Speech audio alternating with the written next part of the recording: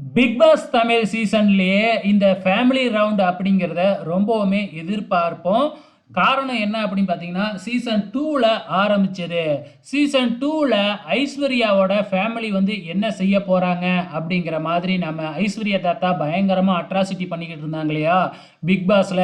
அதுக்கப்புறம் season 3ல லாஸ்லியாவோட parents வந்தது. அதே மாதிரி தான் ஒவ்வொரு சீசன்லேயும் வந்து பார்த்தீங்கன்னா எதிர்பார்ப்பை எகிற வச்சது. 4th சீசன்ல சிவானி நாராயணனோட அம்மா வந்து என்ன பண்ணுனாங்க அப்படிங்கிறது நமக்கு நல்லாவே தெரியும். ஸோ அதே மாதிரி தான் இந்த சீசன்ல இப்பவே விஜே பார்வதியோட அம்மா வந்து என்ன சொல்ல போறாங்க அப்படிங்கிற எதிர்பார்ப்பை நமக்கு உருவாக்கி இருக்கு.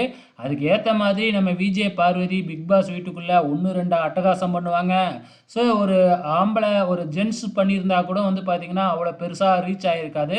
ஒரு லேடிஸே இப்படியெல்லாம் அட்ராசிட்டி பண்ணி ரொம்ப ஒழுங்கினமாக நடந்துக்கிட்டது வந்து மிகப்பெரிய பேசு பொருளாக போய்கிட்டு இருந்துச்சு. அது வரைக்கும் கவலைப்படாத விஜே பார்வதி ஃபேமிலி ரவுண்ட் அப்படின்னு சொல்லி பிக் பாஸ் அறிவித்த உடனே அடுத்த வாரம் அப்படின்னு சொல்லி அறிவித்த உடனே நம்ம பார்வதி என்ன நடக்குமோ அப்படின்னு சொல்லி இப்போவே அழுகையை போட ஆரம்பிச்சிட்டாங்க.